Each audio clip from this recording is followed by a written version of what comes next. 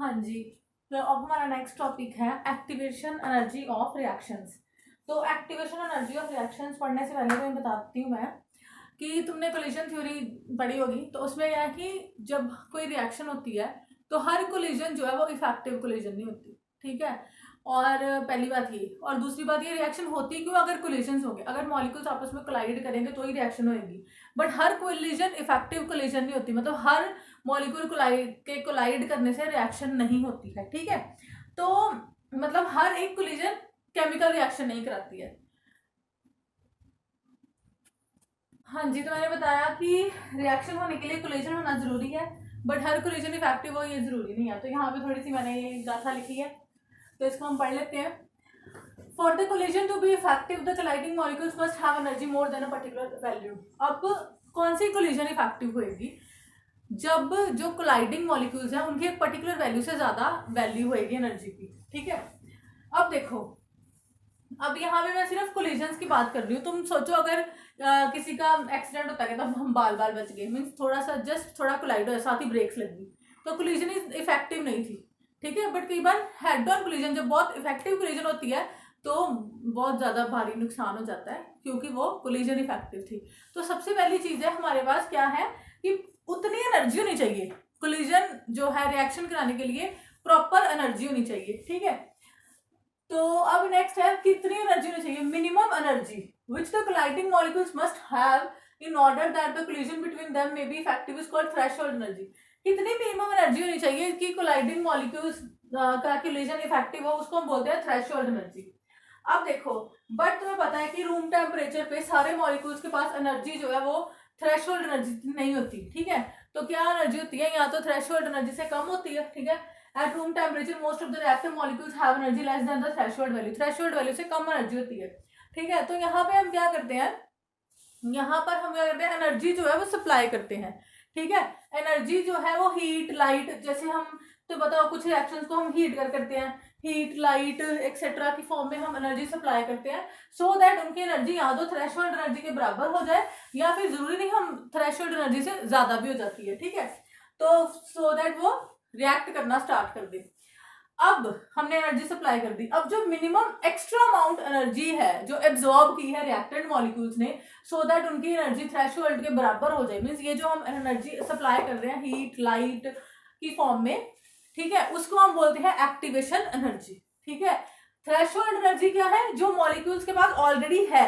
Threshold energy क्या है? जो मॉलिक्यूल्स के पास मिनिमम अमाउंट ऑफ एनर्जी जो मॉलिक्यूल्स के पास है, जो सॉरी थ्रेशोल्ड एनर्जी जो मॉलिक्यूल्स को रिक्वायर्ड है नहीं, जो मॉलिक्यूल्स को रिक्वायर्ड है कराने के लिए, रिएक्शन कराने के लिए। एक्टिवेशन एनर्जी क्या है? जो हम उनको प्रोवाइड कर रहे हैं, minimum extra amount of energy, मतलब जो एक्स्ट्रा अमाउंट ऑफ एनर्जी हम उनको प्रोवाइड कर रहे हैं सो दैट उनकी जो एनर्जी है, उनकी अपनी एनर्जी वो थ्रेशोल्ड वैल्यू के बराबर हो जाए, दैट इज एक्टिवेशन एनर्जी। तो एक्टिवेशन एनर्जी क्या है? थ्रेशोल्ड एनर्जी, ठीक है, minus average kinetic energy of reactants. Activation energy क्या है? जितनी उनको थ्रेशोल्ड एनर्जी चाहिए माइनस जितनी उनके पास ऑलरेडी उनके पास रिएक्टेंट्स के पास अपनी एनर्जी थी, ठीक है।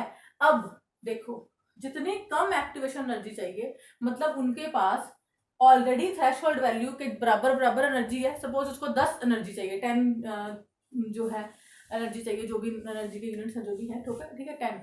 तो सपोज उसके पास 8 है, तो उसको सिर्फ 2 पॉइंट चाहिए ना, ठीक है। तो अगर उसके पास ऑलरेडी 6 है तो उसको 4 पॉइंट चाहिए, मतलब कि जितनी एक्टिवेशन एनर्जी कम रिक्वायर्ड होगी उतनी फास्ट रिएक्शन होगी, उतनी जल्दी वो एनर्जी लेगा, रिएक्शन फास्ट करेगा। जितनी एनर्जी ज्यादा रिक्वायर्ड होगी उतनी रिएक्शन जो है हमारे पास स्लो होगी। तो यहाँ पर जो आपको पता होना चाहिए एक्टिवेशन एनर्जी कि कोलिजन इफेक्टिव होने के लिए मॉलिक्यूल्स के पास थ्रेशोल्ड एनर्जी होनी चाहिए, बट हर मॉलिक्यूल के पास थ्रेशोल्ड एनर्जी नहीं होती है। सो हम जो करते हैं उनको हम एनर्जी प्रोवाइड कराते हैं। तो जो हम एनर्जी प्रोवाइड करते हैं उसको हम बोलते हैं एक्टिवेशन एनर्जी। तो जो एक्टिवेशन एनर्जी होती है वो क्या होती है? थ्रेशोल्ड एनर्जी माइनस जो average kinetic energy of the reactants. और जो अगर एक्टिवेशन एनर्जी कम है तो रिएक्शन फास्ट है, एक्टिवेशन एनर्जी ज्यादा है तो रिएक्शन क्या है हमारे पास? स्लो है। अब यहाँ पर मैं ग्राफ की फॉर्म में आपको समझा रही हूँ। Potential energy versus reaction coordinate अगर हम ग्राफ ड्रॉ करें तो ये रिएक्टेंट्स की एनर्जी है, प्रोडक्ट्स की एनर्जी है। तो जब हम एनर्जी अप्लाई करते हैं एक्टिवेशन एनर्जी, तो उसकी एनर्जी तो ऑब्वियसली बढ़ती है, तो ये एक्टिवेटेड कॉम्प्लेक्स बनता है, ठीक है। और यहाँ पे ये इसकी एनर्जी बराबर होगी थ्रेशोल्ड एनर्जी के, तो ये है E, ये एक्टिवेशन एनर्जी, ये है डेल्टा H। अब रिएक्टेंट्स की एनर्जी ज़्यादा, प्रोडक्ट्स की एनर्जी कम है, तो डेल्टा ये जो एनर्जी इवॉल्व हुई है।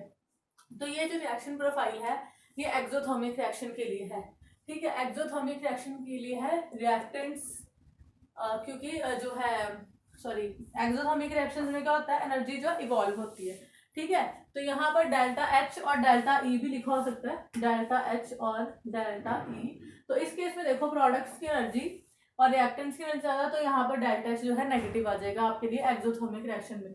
तो यहाँ पे ये रिएक्शन प्रोफाइल, ये दूसरा जो है ये एंडोथर्मिक रिएक्शन के लिए मैंने लिखा है।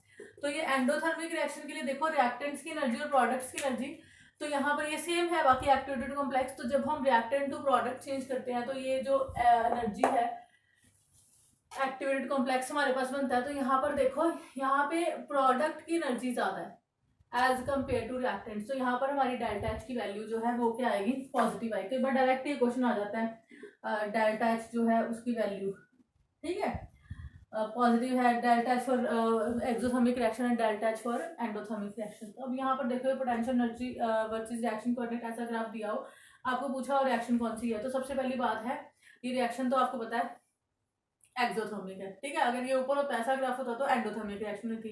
अब यहाँ पे 2 स्टेप्स में रिएक्शन हो रही है, मतलब रिएक्शन जो है 2 स्टेप्स में हो रही है, 2 एक्टिवेटेड कॉम्प्लेक्स यहाँ पे बन रहे हैं।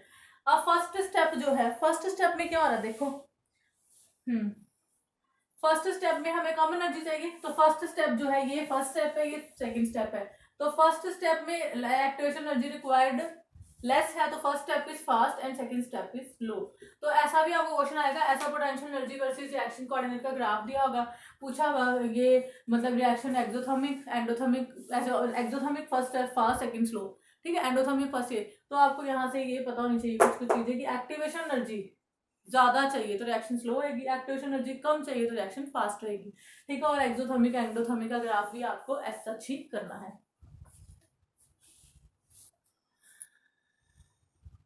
देख लीजिए अगर इसमें कोई प्रॉब्लम है तो यू कैन आस्क, अगर आपको समझ नहीं लगा ये। अब नेक्स्ट है temperature dependence of the rate of reaction, ठीक है, इफेक्ट ऑफ टेम्परेचर। और मैंने आपको बताया था कि रेट कांस्टेंट जो है, हमने पीछे क्वेश्चंस भी किए हैं कि रेट कांस्टेंट जो है वो सिर्फ और सिर्फ टेम्परेचर चेंज करने से चेंज होता है, अदरवाइज चेंज नहीं होता। तो उसके लिए ऐसी क्वेश्चन है जो भी हम डिस्कस करेंगे। तो अब देखो अगर हम टेम्परेचर इंक्रीज कर देते हैं, मीन्स अगर हम टेम्परेचर को डबल और ट्रिपल कर देते हैं, सॉरी टेम्परेचर को 10 डिग्री राइज करते हैं, तो रेट ऑफ रिएक्शन जो है वो डबल और ट्रिपल हो जाता है, इससे भी ज़्यादा भी हो जाता है, ठीक है। तो अगर हम इसको इस इफेक्ट को हम टेम्परेचर कॉफिशिएंट के साथ देखते हैं, टेम्परेचर कॉफिशिएंट जो है इसको हम एन से लिखते हैं, rate constant T plus 10 degree, मतलब यहाँ पे हमारे पास 10 डिग्री है तो रेट कांस्टेंट है टी डिग्री। तो यहाँ पर जो रेट कांस्टेंट है उसकी वैल्यू डबल और ट्रिपल हो जाती है, डबल और ट्रिपल हो जाती है। तो यहाँ पे ग्राफ है fraction of molecules versus kinetic energy. तो यहाँ पे अगर हम टी डिग्री पे लें तो ये ग्राफ है, अगर हम टी प्लस 10 डिग्री पे लें तो ग्राफ जो है थोड़ा आगे शिफ्ट हो जाता है। तो this is the most probable kinetic energy. But is most probable kinetic energy, most probable kinetic energy है काइनेटिक एनर्जी जो कि मैक्सिमम फ्रैक्शन ऑफ मॉलिक्यूल्स जो है वो उनके पास जो है, ठीक है, that is most probable kinetic energy. अब देखो यहाँ पे ग्राफ जो है आगे को शिफ्ट हो गया। सपोज यहाँ पे काइनेटिक एनर्जी, पहले इतने मॉलिक्यूल्स जो है वो रिएक्शन करा रहे थे, ठीक है, इतने मॉलिक्यूल्स के पास थ्रेशोल्ड एनर्जी थी जो रिएक्शन करा रहे हैं। अब देखो अब अगर मैंने टेम्परेचर बढ़ा दिया तो जो ग्राफ है ये आगे को शिफ्ट हुआ है, ठीक है। तो अब इतने मॉलिक्यूल्स हो गए हैं, इतने मॉलिक्यूल्स और बढ़ गए हैं जो कि रिएक्शन करा रहे हैं। तो मतलब टेम्परेचर बढ़ाने से क्या हुआ, नंबर ऑफ कोलिजन्स बढ़ गई, ठीक है, नंबर ऑफ कोलिजन्स बढ़ गई, बताओ, सॉरी बताओ, नंबर ऑफ कोलिजन्स नहीं बढ़ी है, इफेक्टिव कोलिजन्स बढ़ गई है, ठीक है। तो यहाँ पर जो increase in rate of reaction, यहाँ पे इफेक्टिव इतने मॉलिक्यूल्स है जो कि रिएक्शन करा रहे थे जिनके पास की वैल्यू जो है थ्रेशोल्ड एनर्जी की एनर्जी वैल्यू थी, ठीक है।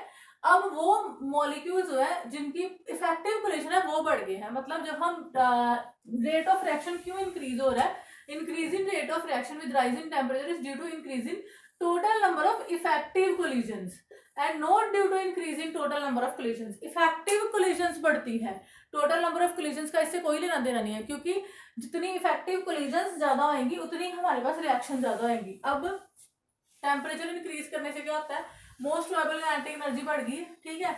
अब जितने मॉलिक्यूल्स के पास मोस्ट प्रोबेबल काइनेटिक एनर्जी है, फ्रैक्शन ऑफ मॉलिक्यूल्स वो डिक्रीज हो गया, ठीक है, वो जो है वो मॉलिक्यूल्स डिक्रीज हो गए हैं, इधर को फ्रैक्शन ऑफ मॉलिक्यूल्स, इधर को काइनेटिक एनर्जी है, ठीक है। तो यहाँ पर ये है कि टेम्परेचर इंक्रीज करने से क्या हो रहा है, टेम्परेचर इंक्रीज करने से बच्चे कोलिजन्स नहीं इंक्रीज हो रही, इफेक्टिव कोलिजन्स का नंबर इंक्रीज हो रहा है जो कि रिएक्शन करा रहे हैं, इसलिए टेम्परेचर इंक्रीज करने से रेट ऑफ रिएक्शन बढ़ता है।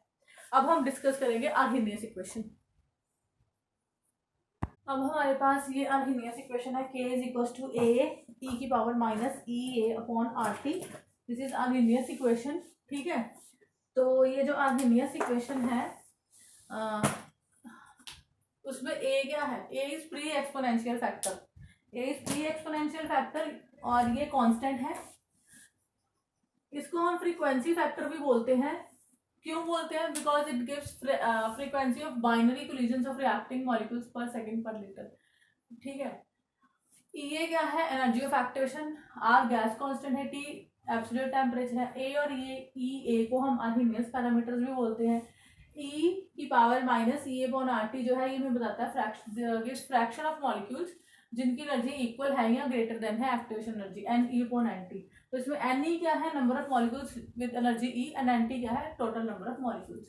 तो सबसे पहले ये जो इक्वेशन है k is equal to A E की power minus E upon R T, तो यहाँ पर इसके लिए इसके लॉग ले लो बोथ साइड पे। Natural log k is equal to, आपको पता है natural log a minus E और नेचुरल लॉग कैंसिल हो जाते हैं, minus E A upon R T. तो अब यहाँ पे आप टेम्परेचर इंक्रीज कर रहे हो, मतलब कि अगर आप एट टेम्परेचर T1 आपके पास रेट कांस्टेंट K1 है, एट टेम्परेचर T2 आपके पास रेट कांस्टेंट जो है वो क्या है, K2 है। तो फर्स्ट रिएक्शन के लिए क्या लिया, natural log K1 is equal to natural log A minus E A upon R T1। तो दूसरी के लिए लिया natural log K2 is equal to natural log A minus E A upon R T2। ये आपके पास फर्स्ट इक्वेशन है, ये आपके पास सेकंड इक्वेशन है। तो 2 डिवाइडेड बाय 1 कर दो, natural of K2 divided by K1, ये तो कैंसिल हो जाएगा, minus E A upon R T 2 divided by, हाँ ये भी हाँ माइनस ये 1 होगा ना, तो E A upon R T 1। ठीक है जी, E A upon R T 1। तो यहाँ पर आप इसको माइनस कर लो, सब्ट्रैक्ट करो,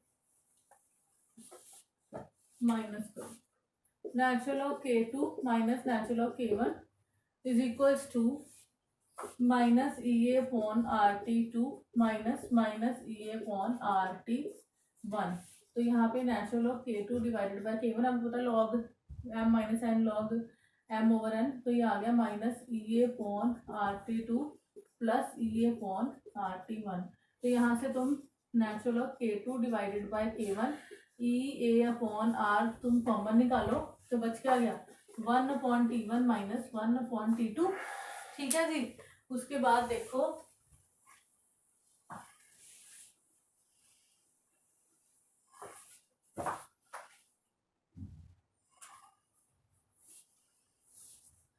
natural of K2 upon K1 is equals to E A upon R T1 T2 minus T1। तो यहाँ पर लॉग ले लो 2.303 log K2 upon K1 is equals to E A upon R T2 minus T1 over T1 T2। ये आपके पास equation आती है। ठीक है, T2 माइनस T1, तो log K2 upon K1 is equals to E A upon 2.303 R T2 minus T1 over T1 T2।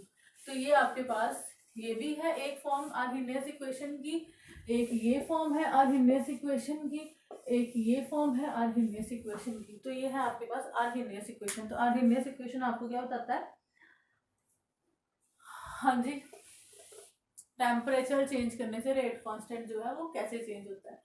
ठीक है, तो यहाँ पर K2 क्या है, rate constant at temperature T2, K1 क्या है, rate constant at temperature T1, T1 आपको बताइए टेम्परेचर, ये जो है एक्टिवेशन एनर्जी, R जो है ये आपके पास गैस कांस्टेंट है। ठीक है, अब उसके बाद हाँ अगर मैंने अब मैं ग्राफ ड्रॉ करूं, अगर मैंने natural of K versus 1 upon T आपके पास ग्राफ आ जाए, तो ये जो है इक्वेशन आपने लेनी है, यहाँ तक आपको पता चल गया होगा, ये इक्वेशन आपने लेनी है। ठीक है, नेचुरल लॉग के वर्सेस 1/t। तो ये आपके पास y एक्सिस है, 1/t ये आपके पास x एक्सिस है, ये आपके पास स्लोप है m, और ये आपके पास इंटरसेप्ट है। ठीक है, y is equals to M X plus C. तो आप ग्राफ ड्रॉ करते हो नेचुरल लॉग के वर्सेस 1/t। तो स्लोप देखो आपके पास नेगेटिव है और इंटरसेप्ट आपका है नेचुरल लॉग के। तो यहाँ पर स्लोप आपके पास आ गई -EA/r और इंटरसेप्ट आपके पास आ गया नेचुरल लॉग ए। तो ये आपका ग्राफ है नेचुरल लॉग के वर्सेस 1/t का। तो अगर आपके पास आ जाए